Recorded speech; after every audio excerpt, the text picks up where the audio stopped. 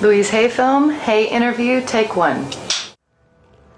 Well, the simple part that most people don't understand is that every thought we think and every word we speak is creating our future. It's as though our thoughts go out into the universe and are accepted and brought back to us as experience. Now that is a very simple thing, but most people don't get it. They don't understand it. They've never heard it before and they think it's ridiculous. But if you can really accept the fact that every time you think a thought and every time you speak a word, you are literally painting your future, making your dinner, whatever you want to call it, you are creating. And you're creating your own life. And this is simple, but it's not easy to accept. But once you accept it, then you can start deliberately creating what you want in your life. And you begin to be aware of what you don't want in your life and how you are contributing to it. Now, I think this has been around forever, but for some reason in the last 20 years, the universe has wanted this to go out among all the people, or all the people that are ready for it. See, most of us just think, and we don't pay any attention to what we're thinking. We're just doing it. But that's something you need to train yourself to do, to begin to train yourself to be aware of what you're thinking.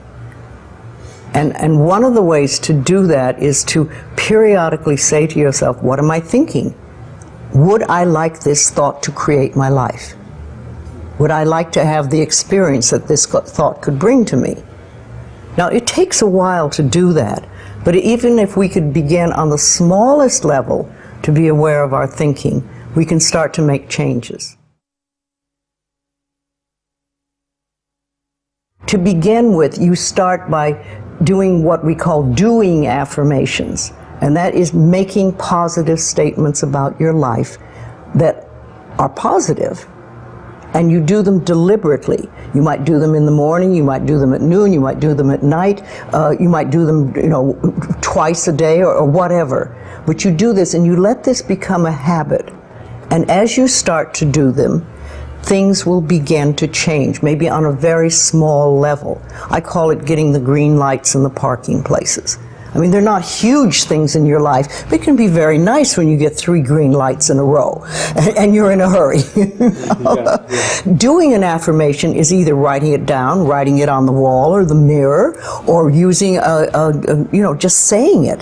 What I like people to do is to stand in front of a mirror and do their affirmations. Because there's something very powerful about looking in your own eyes and accepting yourself, or noticing that you reject yourself when you're saying something positive about yourself. So that would be a very beginning way to start. Say in the morning, you get up in the morning, you go to the mirror, and this is a big one, and it's hard for lots of people. But you look in the mirror and I say, I love you. I really, really love you. And to begin with, that can be so hard for people because they think of all the things that they think are wrong with them. But if you can start your day saying that, it's very powerful. Remember, I'd like to think the universe is listening to everything you say and everything you think and saying, okay, you can get that. So then it starts to bring you in and bring things into you. And I know this sounds far-fetched, but it's amazing how it works.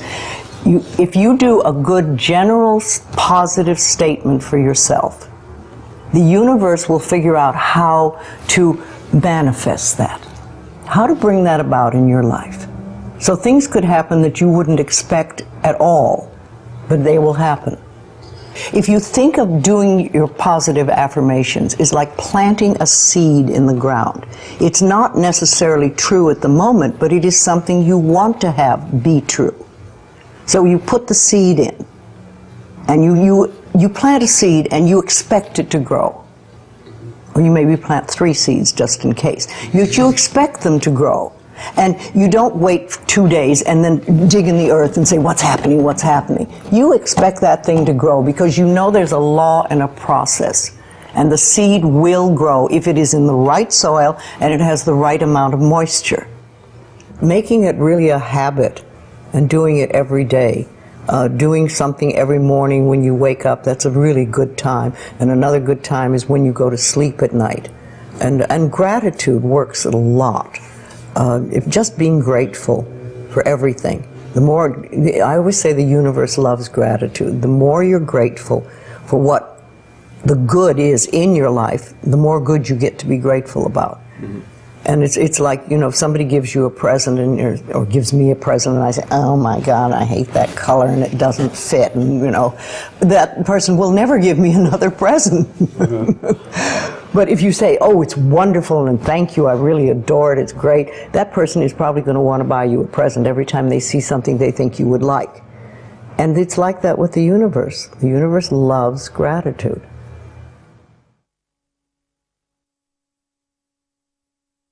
If you have very strong beliefs within you that you don't deserve good things in your life, and a lot of people have that, then there can be delays.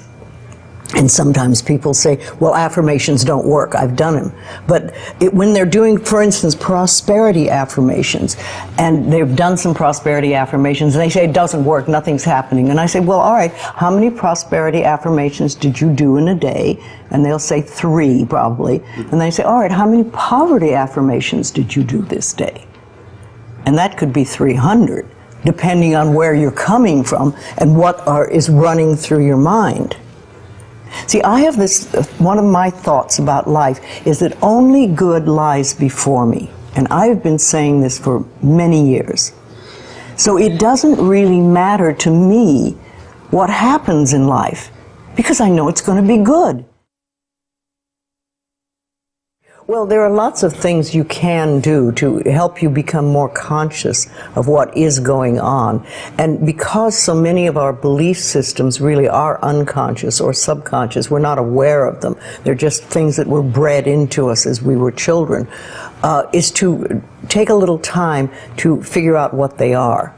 And I always say a really good exercise is to take a big sheet of paper and write on top of it, say, what I think about men. And then another one, what I think about women, what do I think about money, what do I think about any subject you can think of. And just write all the things that come out of your thoughts. And whether they sound good or not, just write them down. And any one subject, if you just write them all down and then look at them and see how many are positive and how many are negative.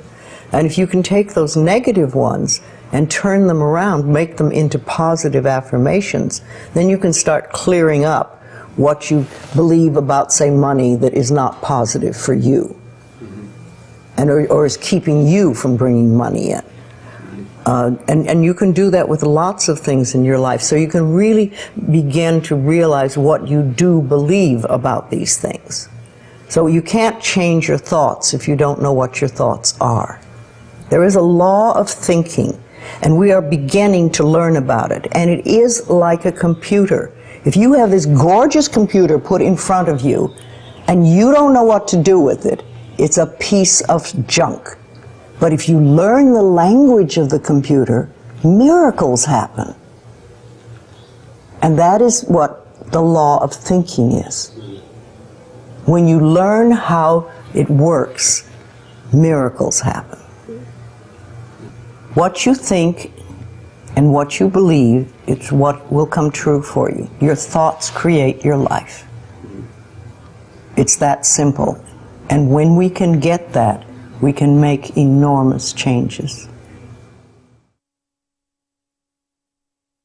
Well, I think it really starts with realizing that you don't love yourself, that most people don't. Most people feel they're not good enough, that they haven't done it right, they won't do it right, they'll never be enough, and they're definitely not lovable. And when we come from that space, it's very hard to create things for ourselves that are really good. So in the early days when I worked with people, I used to fix this problem and fix that problem, and you'd have this, a health thing, and we'd work on that, and we'd work on this. And one day I discovered, much to my amazement, that if I would help people learn to love themselves, to really accept themselves as they are, we didn't have to work around problems, because it was almost like a miracle. Everything seemed to fall away. It's a hard one for people because we grow up believing that we're not good enough and nothing is right. I remember lots of times I would ask people, well, what is really wrong with you? What have you done that is so terrible that you're not acceptable to yourself? And I never, ever, ever got an answer that made any sense. You know, they might say something like, well, I'm too fat. Well, so, you know. But when you talk about loving yourself, a lot of people think that that's vanity, but it isn't really. It has nothing to do with that. That is narcissistic. But to really care for you and to acknowledge that you are an important being. It's almost like in the Bible they would say, you recognize that you are a child of God, that therefore you are perfect.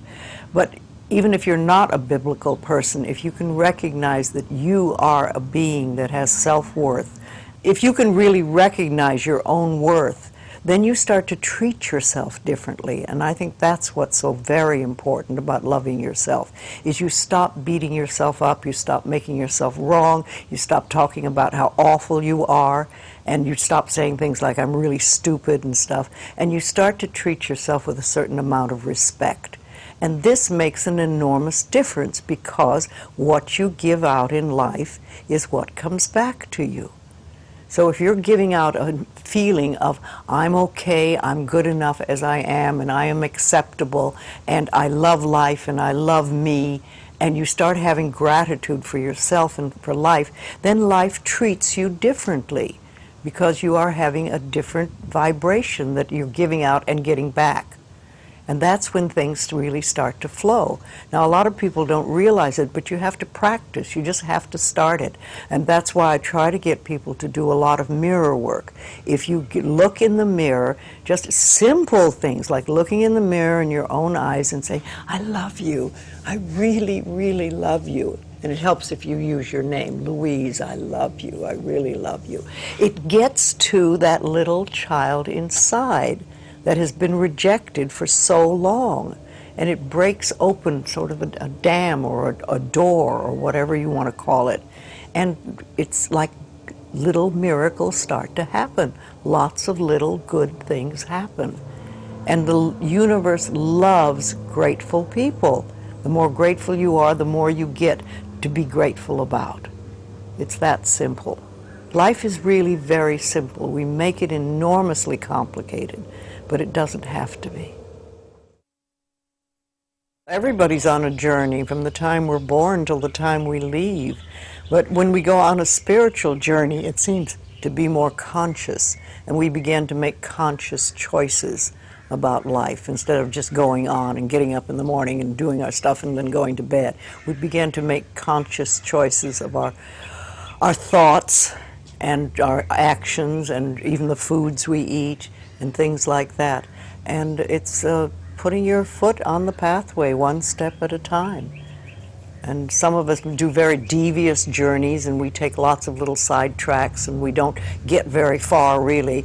And some of us just are very conscientious about it and go one step after another and go closer to our pathway, which is really, to me, I think enlightenment is letting go of all the things we believe that are not benefiting us in life, or that are barriers to our life, to the good things in life, and to release them one by one and just think, I don't have to believe that anymore, or do I want to believe that anymore? And making a conscious choice. When we can understand that every single thing we believe has been a choice, and it may or may not be true. It can be true for you and not for you, because it's your belief system and your belief system, and then I have my belief system. I say a lot, that may be true for you, it's not true for me. I may not say that out loud, but people are doing things or saying things, and I think that to myself a lot. And also, it has nothing to do with me. Whatever's going, that has nothing to do with me, because I'm under the law of my own consciousness. This is my pathway, and you have your pathway, you have yours, everybody does. So we're all on a journey, and I think the more conscientious we are about it, and the more conscious choices we make, the better our journey is, or the easier, or the swifter, or we get more goodies, or we have better health, all that stuff.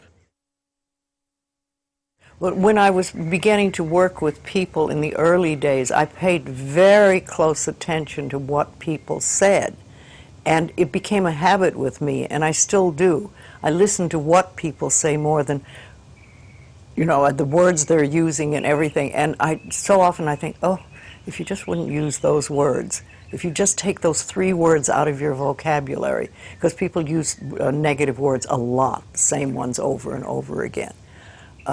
Yes, I hear words, much more than other people. What words would you take out of the vocabulary? Well, should to begin with. That's a big one. Because every time you say should, you're making yourself wrong. Either you were wrong, or you are wrong, or you're going to be wrong. So take that one out completely. And just a lot of negative expressions that people use. I'm not good enough, or this will never work, or oh, it's a rotten day, or, there's just tons of expressions, and we use them over and over again, and they don't do us any good at all. Everybody's journey is individual, because we start from different places, so we can't all be having the same journey. But I think we all get certain ahas, and that's when we've sort of learned something. We say, oh, okay. And then if we can keep that, what we've learned, and practice it, then we've made another step and we can move forward. Yes, it's a lifetime journey, and we never stop learning. I'm 80 and I'm still learning. Though the lessons are easier now than they used to be. I like to think of it when we start, we have all these boulders in front of us on our pathway, and we start to get the boulders out of the way, and you finally get to the point where it's gravel. And gravel you can handle, and you can sweep gravel, and you can do things. So, and then occasionally there's an old boulder. Rolls back into your path. You think, oh, I thought I had that one, but not completely. And also I think that when we learn lessons, we think, oh, I've learned that one, it'll never happen again, I've done that, that's it. Well, how do you know you've done it unless it comes by once more, and see how you react? Have you really learned it? Is it really nothing for you? Have you gone beyond that? Or are you going to go right back into the same old reaction? See, we're never wrong. That's what we need to learn that. We're always doing the best we can with the understanding and awareness and knowledge we have at that moment. I have a very firm belief that only good lies before me. And with that belief, it doesn't matter what comes, because it'll be only good. And I want it to be new and different and exciting and stuff. No, I'm in my 80s now, and new things are happening. So let it roll. Louise Hay film, Dyer interview, take 1. It seems to me that I have always known this, and that I came into this world knowing that you become what you think about, whether you want it or not. I was really very blessed. I lived in an orphanage until I was 10, in a series of foster homes with my older brother, but he was sick quite a bit. He was very anemic, and I used to have to help him as a young boy. He was 16 months older than I was, and this was when I was 4, 5, 6, and 7, and so on. And I can remember I lived out in Mount Clemens, Michigan, at 231 Town Hall Road with a lady. Her name was Mrs. Scarf, and she had a lot of children would come and go from there. And I was in a foster home because the circumstances at that time were such that my father had walked out on his family, and I was born in a depression, and there was no welfare and things like that in those days. So it was like people just helped each other out. And my mother was working as a candy girl in Detroit, on the east side of Detroit, earning $17 a week, and she just didn't have the money and wasn't able to provide for her children. So we lived out at this one particular place, and I can remember whenever a new child would come to the house, they would always say, "Go find Wayne." And I would be out in the back. They had orchards there, and this was no hardship. This was no difficult thing for me. This was a great blessing, I think, in my life. Those earliest days. And I can remember a girl named Martha came, and they were dropping her off for basically the same reasons that we were dropped off there. And they said, "Go find Wayne." And I came and I started talking to Martha, and she was crying, and she was all upset, and she was sad, and I was trying to convince her that she didn't have to be sad, that this was, and I remember saying to her, "This is a great place, there's no parents here. You can do pretty much anything that you want. I mean, you've got a lot of freedom, and we're going to have a great time." And I can remember being in school, at the public school. It was a numbered school. They didn't even name them in that day. It was PS number 127, and I remember the teachers, one time we were out on the playground and all the kids were all upset, and I said, "What's wrong?" And they said, "Well, the teacher said this is the worst class that she ever had," and she was so all upset, and she was angry, and she was hurt, and I said, "Well, why would you allow her opinions to have anything to, if this is her hardest day, then her life is just easy," and I can remember talking to other people about, all you have to do is change the way you think. And it goes from being a miserable experience or a tough experience or a hard experience to one that you can do anything that you want with. And when my mother got our family all back together again when I was nine, almost 10 years old. And I can remember her telling me what it was like when I was just a baby, when I was just like an infant, that I was the one child that could make everybody else laugh. At times when everybody else would. She said we were waiting for a bus one time when we were just real babies before I went into the orphanage, and she said a car came by, and it was in Detroit, and there was all this slush, and and we all went flying down. Everybody had dirt on them and dirty snow, and we were laying in the ground, and everybody was crying. And she said, "You were upset and mad because our clothes were wet and so on." And she said, "You just stood up and said, this is great, isn't this wonderful? Look, we don't have to do this, and we don't, just turning it into something positive." It's like, so the ability to be able to do that was something, I can't remember a time in my life when I didn't know that if I really went to work on how I thought, that things just didn't have to be bad. I was the richest kid in the orphanage. I've talked about that many times in my lectures, that a snowstorm was a time we had two snow shovels at the home, and one of them had the edges all curled up from hitting the curbs, and you couldn't make any money with that one. So the other one, when it would snow, I would go downstairs and I would take the good snow shovel and I would put it under my bed, and I'd sleep with it right with me in the bed so that nobody else would get it. And I would get up before everybody else got up, and I would go out and I would just shovel everybody else's snow, shovel their walk. And then later on, I'd just go knock on the door and just tell them that I shoveled their walk. And some would say thank you, and some would give me a dime, which doesn't sound like much, but that's about $3,000 in today's money.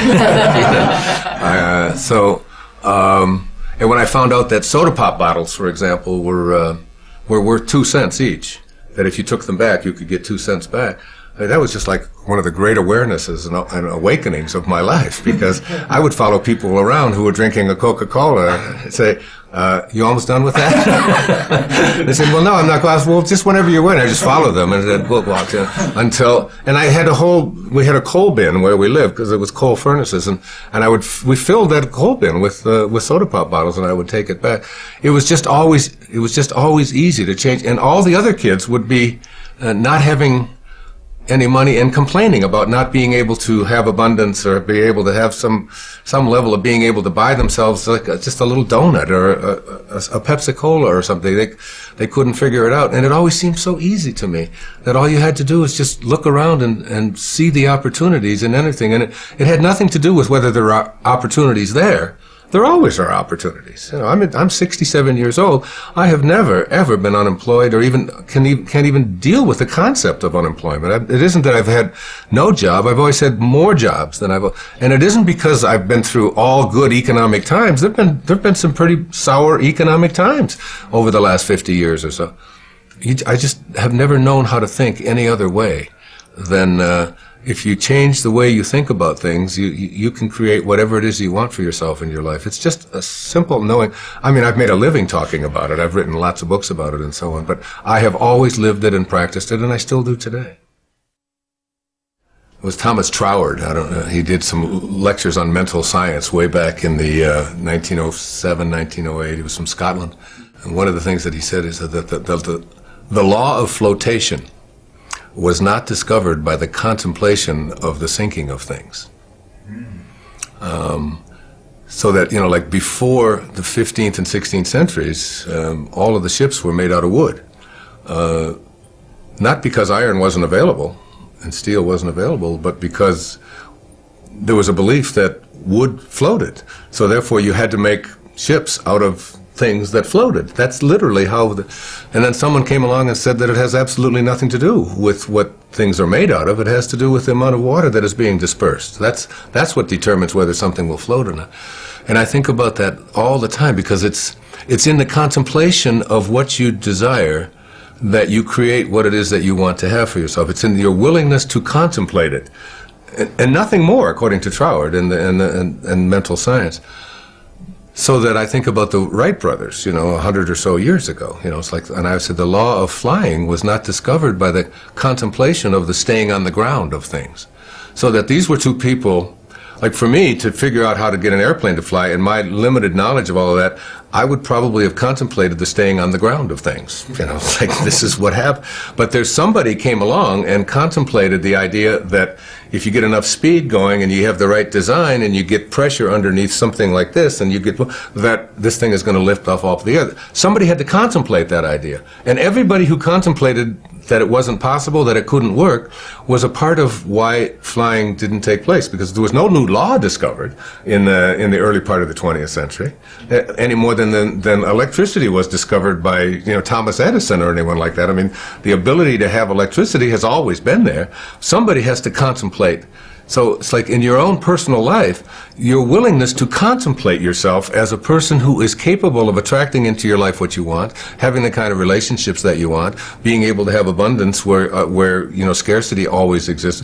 All you have to do is begin the process by being willing to contemplate the presence of that in your life. And I've always been a person that I can remember throughout my life as someone who could contemplate myself being able to do things that most people couldn't. And I can give you a good example. When my mother got us all back together and we were living in Detroit, on the east side of Detroit, and we got a new television set. It was a black and white, it was a screen about this big, it was an Admiral, and we had it in our home, and it was like, oh my God, black and white television, you know, you remember Uncle Milty and all and so on.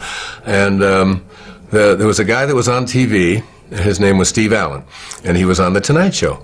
And I was 11, 12, 13 years old. I was born in 1940, so I was 51 or 52, and I used to stay up every night and watch The Tonight Show. Even though I had to go to school the next day, there was just something about that show, and you know, all of the characters and smock and all the things that Steve Allen would do on it.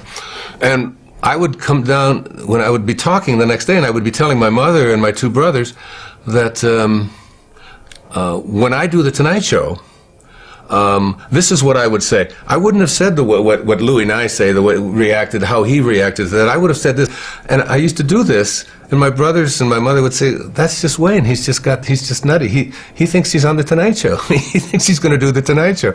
And I would go up into my room at you know, on this little tiny house that we lived in, you know, a little 2-bedroom house that 5 of us lived in because my mother remarried, and I would see myself doing The Tonight Show. I would just practice it, and Steve Allen became someone that I was really enamored of. Well, you know, fast forward, I don't know, 30 years or whatever, and I've written a book, Your Erroneous Zones, and the Tonight Show calls, and they ask me if I would like to come on and do it. So I do my first stint on the Tonight Show. I did the show like 37 times over a period of 3 or 4 years with all these different hosts, but Johnny Carson was on, and the first guest on the very first show when I did the show was Steve Allen, and it was like something clicked in me that I had contemplated that as a child. I had always had a knowing, and I can remember sitting there talking to Johnny about this thing that, you know, and Steve Allen was sitting there right next to me, and we were talking about that kind of thing.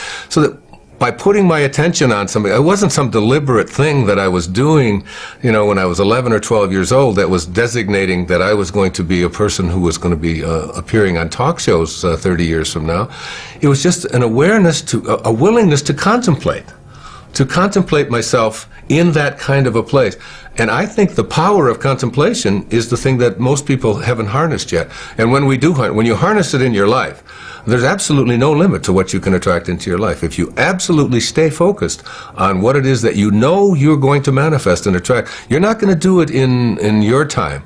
You know, Jackson Browne sings a song, he says, and creation reveals its secrets by and by. I mean, you can't push the river. You can't, it's all done in divine time, but it will show. It will show. It will manifest. It will attract itself. And I'm never surprised any longer about anything that I put my thoughts on that I can attract it into my life. I just absolutely know that law of attraction and that it absolutely works.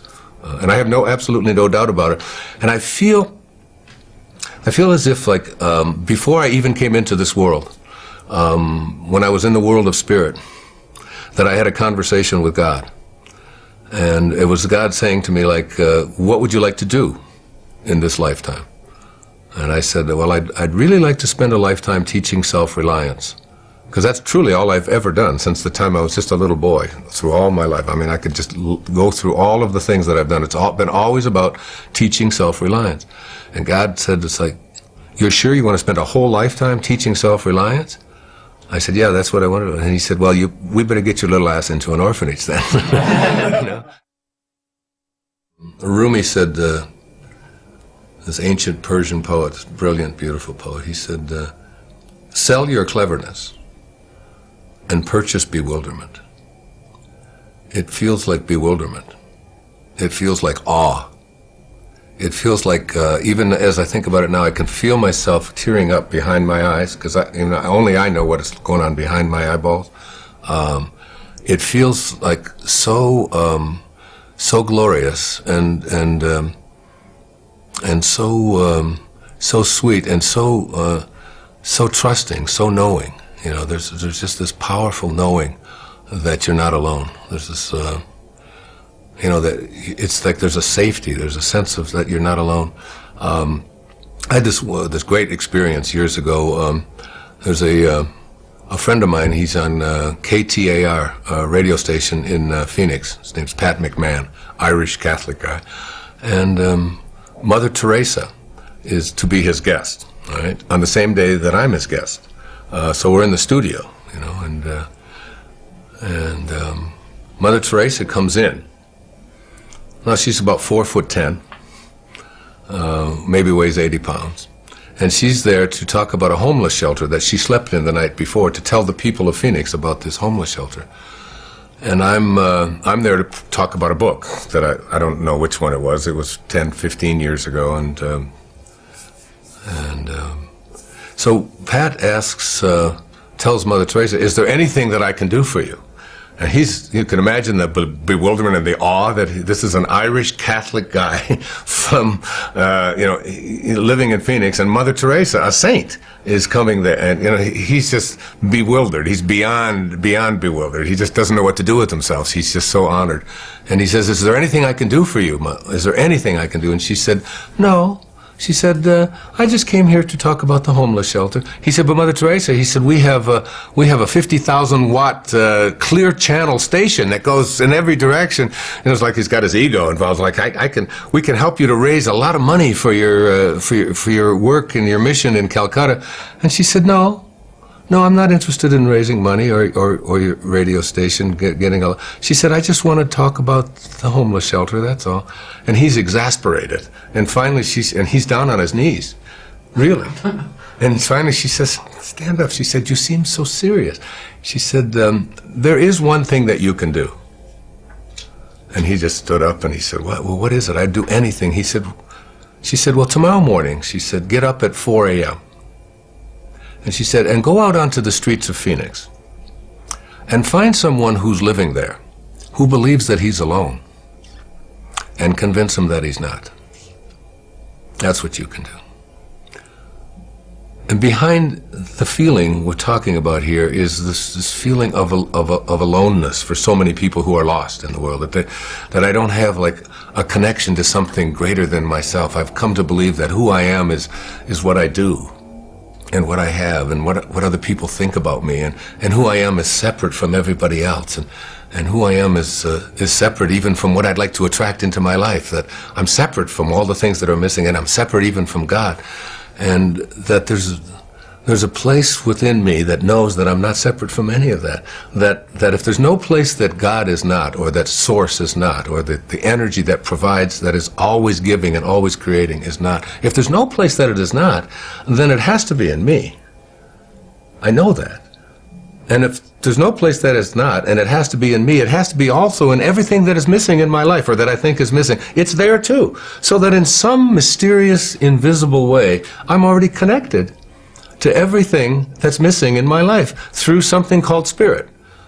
And when I recognize that I'm not here as this human being having a spiritual experience, when you recognize that your essence is that you are a spiritual being having a human experience, not the other way around, when you really get that, I mean, not that you can say it and it's clever, but when you know that who you are is this essence, you don't see, there's no other, there's no them.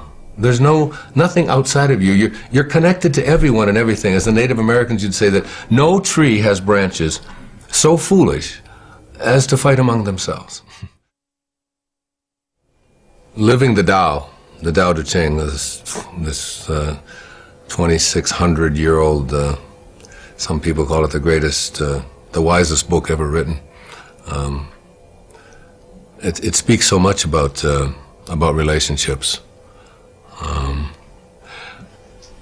Tao, the word Tao means the great way. It's really just another synonym for God, or source, or spirit, or that which is the all-creating. And one of the things that it says that was really helpful to me, probably the most helpful thing in it, was that whenever you have a conflict of any kind, in any relationship, whenever you have a conflict, that the person who is willing to be of Tao, of God, of Source, is the one who will practice forgiveness, or will go to the person that they have a conflict with and bring love to it, instead of the freeze out, instead of the anger, instead of the hatred, instead of the revenge, instead of so many of the things that we do when we have conflicts in our lives. We just don't talk to that person. Like, I'm not talking to that. I'm not talking to him. He's going to call me because I called the last time, and that's but the person who lives the Tao life, the life of a higher consciousness, is the person who says, I end all conflicts on love, which is where we all come from. We come from a source that is love. So for me, that has been just so useful. I have 8 children, and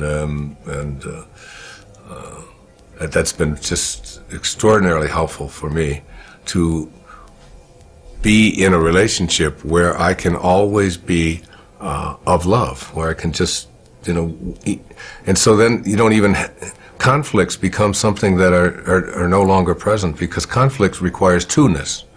In order to have a conflict, you have to have two different opinions or whatever. But if you live in oneness, if you really see yourself in everyone else, see yourself in all the things, including the plants, including the animals, and including all beings and so on. If you just suspend this ego part of you and just see yourself in that other person, then your arguments are really with yourself.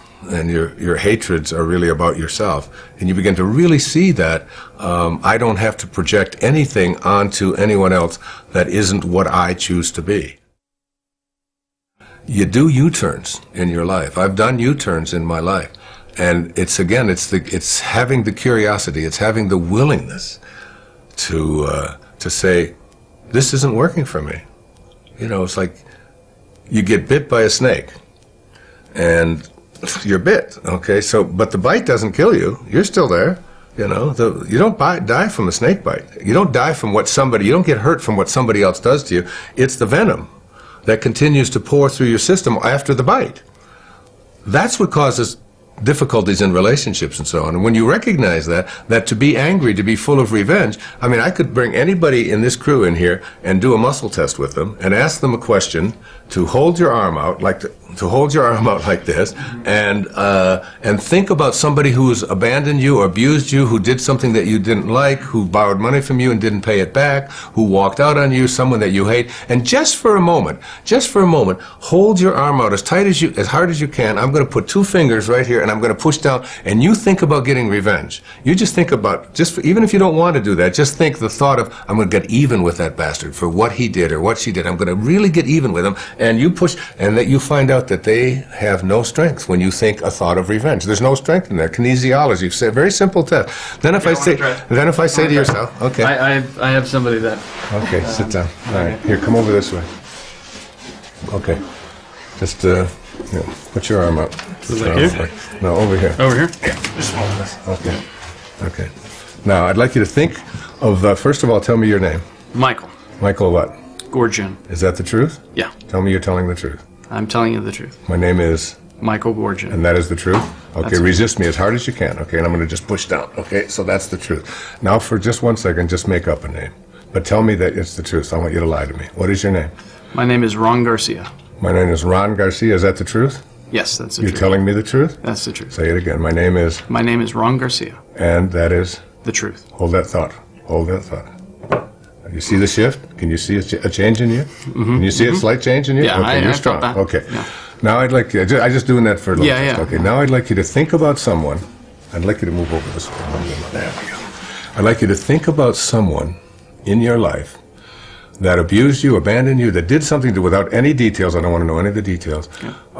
And you are hurt by it, and you are angry about it. And forget about whether you've forgiven them or not. I want you to just think about getting even with them. I want you to think about revenge, okay? I'm going to get even with that person, no matter what, okay? And put your arm out, and can you hold on to that thought of revenge, okay? I'm going to get even with that person for what they did. I'm angry at them. And hold on to that thought and just think, resist me as hard as you can. And notice what's happening with your arm. Resist, again, one more time. Think that thought. I'm really going to get angry. I'm really pissed. I'm really hurt. I'm going to get you back for that, okay? And resist me as hard as you can. Now notice what's happening here. You have almost no strength. I'm not even pushing down. Now I want you to just change the thought. Okay. I want you to change the thought right now. And I want you to change it to one of love and forgiveness. I just want you to surround them with the light of God. I want you to surround them with the most beautiful love that you can think of. And just think of that thought. They did what they knew how to do, given the conditions of their life. I can't ask any more of anybody than that. Put your arm out. Put your arm out. Resist me as hard as you can, and forgive them in your heart. And forgive them in your heart. Now get even, get angry, I'm going to get really even with them, and watch what happens. Can you see the change? Okay. That's how it works. You see? Every thought you have of shame, every thought you have of anger, every thought you have of revenge is a thought that weakens you. Every muscle in your body. It's even in your eye. Well, I think, I've like I couldn't look at you when my attention I could goes see the shift. somewhere. Your heart is a muscle, isn't it? How many times do we say to our children, you should be ashamed of yourself? Think of, here, watch, put your arm up. Resist me as hard as you can. Think of a moment in your life when you felt great love. The greatest love you ever felt in your life. Just think of that moment. And I don't want to know anything about it, just think about who it was, okay? Can you think of a moment like that? Great love. Michael is just loved, okay? And look, I can't budge you, right? I'm pushing really hard. Now think of a moment when you felt shame. You just did something and you're just ashamed of it, whatever it was, okay? You think of something like that? Okay. Resist me as hard as you can. You're thinking shame, and just watch what happens to your arm. Look. No matter how hard you try, you have no strength, do you? You have no strength, okay? Now think love. Think love. Just think of that moment and shift. You see the change? Now think shame. I'm trying hard. Yeah. Think shame. Just think of shame. You're ashamed. You're really ashamed. Whatever you did, you're really ashamed. You really screwed up, okay? Resist me a second. Look, you have no strength. Look, you can't think. You know where I learned it? I learned it from my dentist. What? My dentist. I had crowns put into my teeth, and he would get me out of the chair. I said, "Who's this crazy man?" You know, he'd get me out of the chair. He was adjusting the occlusion. He'd say, "Bite down, bite down," and then and if I'd go weak, he'd say, "It's not right yet," and he'd put me back in the chair. Beep, beep, beep, beep. He'd adjust it a little more, and he said, "Now it's perfect," and it always was. It always was. Wow. This is the power. Who is your dentist? It's like what we just demonstrated here is the power of the thoughts that we have. What a thought of shame, a thought of anger, a thought of revenge, what it does to the muscles of our body. The muscles of it's like the reason I ask you to tell me a lie, you know, is because I wanted to test your body, because your body wasn't made by your parents. We like to think that our bodies were made by our parents. That's because you look a certain way and all of that. But if we take the tiny little drop of protoplasm that created you, and we try to find out its origin, and we take it all the way back to subatomic particles and reduce it, we find out when we put it in a particle accelerator and rev it up at 250,000 miles an hour and collide it, and we open it up, there's nothing there. That you came from the invisible, you came from source. It's the spirit that gives life. So that once you understand that this body of yours is a creation not of human beings, but it's a creation of God. It's a creation of source. It came from nowhere, and an invisible source, and manifested into the world of the physical. And so it only reacts to truth, because it was created by truth. So once you lie, this is an ultimate lie detector test. That's why I always say we could have saved $93 million with President Clinton. You know, it's like, come on. Did you have sex or didn't you? Let's get over this, you know. But now you're using an instrument not of human beings. All of our bodies are divine creations, and they only react to truth with strength. The truth that when you go weak, you're going against your Tao nature. Your true nature is not revenge. Your true nature is not hatred. You came from love, and you have to stay in that state. And once you learn that, once you get that, having that demonstrated could change your life. Just that moment could change it forever. People ask me, what is your biggest confusion about humanity? It's like man's inhumanity to man. This recognition that we are something beyond ego. You know, and we don't, we have a divided world, a world that believes that, you know, if you're male, you're different than if you're female. If you're Muslim, you're different than if you're Christian. If you're born on one side of the river, then you're different than the person who wasn't. And we've taken on all of these ego beliefs. And my real strong thing about it is that I think that my generation, when I was in my 20s and so on, we were the generation that had to end a war. You know, we had to end a war. I took my doctoral orals on the 4th of May, 1970. The announcement came on the radio, on the television, you know, at around 4 in the afternoon, that the government had put live bullets into their rifles, and they fired on students who were protesting the war at Kent State, and 4 of them were killed. You can imagine what I felt, because I was really working very hard to try to end that war. When I had to go in and defend my dissertation, which seemed so trivial, when I considered what our government was now doing. We were going to put and all these students were doing was protesting a horrific war where people were dying in huge numbers. I think the new generation, this generation, it's their job isn't to end a war.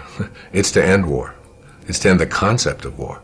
And the concept of war comes out of this ego identification of who we are, and a belief that I am what I have, and I am what I do, and I am what others think of me, and I am separate from everyone, separate from God, separate from what's missing, this idea of separation and so on.